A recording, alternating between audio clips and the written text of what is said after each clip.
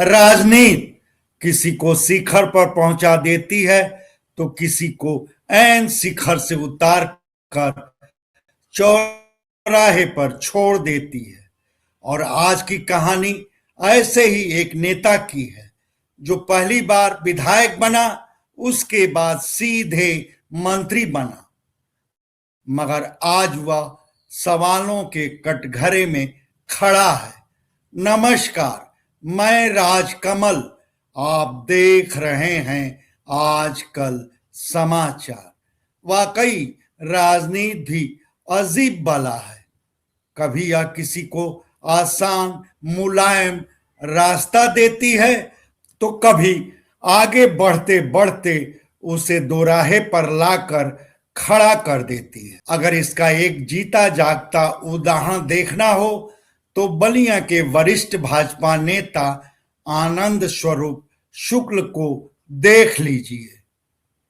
2017 से पहले बलिया की जनता के लिए एक तरह से अनजाना चेहरा, मगर भाजपा जब बलिया सदर विधानसभा सीट से टिकट दी और पार्टी की लहर चली तो आनंद स्वरूप शुक्ल पहली बार विधानसभा में पहुंच गए। फिर आया 2019 का लोकसभा चुनाव, वहीं से आनंद स्वरूप शुक्ल की किस्मत और चमकी। दरअसल भाजपा के टिकट पर बलिया संसदीय सीट से उतरे बीरेंद्र सिंह मस्त। मुकाबला था सपा के सनातन पांडे से।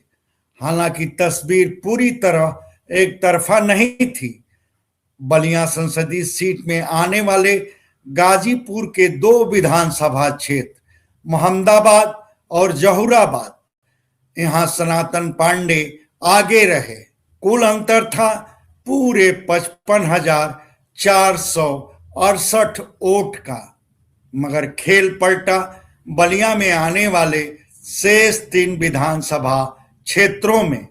यहां बीरेंद्र सिंह मस्त निर्णायक बढ़त बनाने में कामयाब रहे और सर्वाधिक बढ़त बलिया सदर विधानसभा क्षेत्र से एक मुश्त 44,276 वोटों की भारी बढ़त, और उस बढ़त का पूरा श्रेय तत्कालीन बलिया सदर विधायक आनंद स्वरूप शुक्ल को दिया गया। नतीजा 21 अगस्त 2019 को जोगी सरकार में उन्हें सीधे मंत्री पद की शपथ लेने के लिए बुलाया गया। मतलब पहली बार विधायक और कुछ ही महीनों में मंत्री का पद। राजनीति में इसे किस्मत नहीं तो और क्या कहा जाएगा। मगर यह भी कि राजनीति कभी एक सी नहीं रहती। 2022 का विधानसभा चुनाव आया और आनंद स्वरूप शुक्ल की सीट बदल दी गई। बलिया सदर से हटाकर बैरिया भेज दिए गए। वहां मुकाबला था सपा उम्मीदवार जयप्रकाश अंचल से। नतीजा आनंद स्वरूप शुक्ल की 12,951 वोटों से हार की सबसे बड़ी वजह बनी तत्कालीन विधायक सुरेंद्र सिंह की भाजपा से बगावत। सुरेंद्र सिंह अकेले 28,615 वोट हथिया लिए, यानी आनंद स्वरूप शुक्ल की जीत का गणित हार में बदल गया। उसके बाद से तो वाकई बलिया में गंगा और घाघरा में बहुत पानी बह चुका है।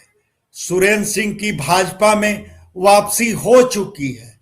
फिर उनका वही बैरिया विधानसभा क्षेत्र, वही भाजपा का झंडा डंडा और क्षेत्र में वही सक्रियता। मगर इधर आनंद स्वरूप शुक्ल की भी रणनीति बदली दिख रही है। बैरिया नहीं बल्कि अपने पुराने विधानसभा क्षेत्र बलिया सदर में फिर से वह सक्रिय दिखने लगे हैं। दुख हो या सुख, शादी हो या शोक, कुशल क्षेम ही सही, मगर लोगों के दरवाजे तक पहुंच जरूर रहे हैं। और यहीं से बलिया की राजनीति में फुसफुसाहट शुरू हो गई है, क्योंकि बलिया सदर सीट अभी भाजपा के पास है। मौजूदा विधायक हैं दयाशंकर सिंह, जो योगी सरकार में मंत्री हैं और मुख्यमंत्री योगी आदित्यनाथ के करीबी माने जाते हैं। तो सवाल उठना लाजमी है, क्या 2027 में दयाशंकर सिंह की सीट बदली जाएगी? क्या आनंद स्वरूप शुक्ल एक बार फिर बलिया सदर की राजनीति में वापसी करेंगे, या फिर उन्हें दोबारा बैरिया भेजा जाएगा, जहां यह भी तय नहीं कि सुरेंद्र सिंह चुप बैठेंगे या नहीं।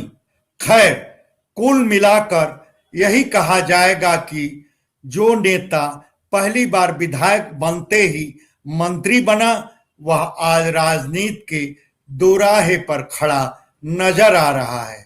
सवाल सिर्फ एक है, आनंद स्वरूप के लिए 2027 में रास्ता कौन सा होगा? सदर या बैरिया, सत्ता या संघर्ष? इस सिलसिले में आप क्या कहेंगे, यह हमारे कमेंट बॉक्स में जरूर बताएं।